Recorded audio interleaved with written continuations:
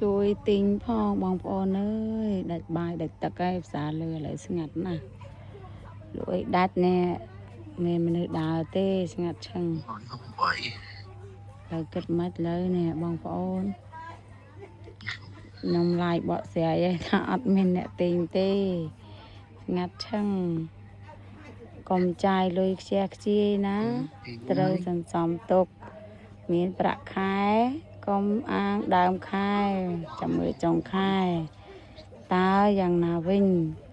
កុំអាងមានលុយបន្ទាប់ពីយើងដាក់ហើយកុំធ្វើហៃសូកុំលុយ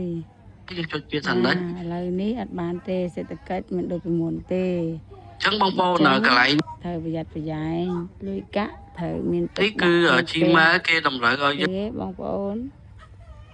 ធ្វើការ modify ជាមួយលេខទូរស័ព្ទរបស់យើងបងចូលទេមានអ្នកដោមកទិញទេស្ងាត់ឈឹងបង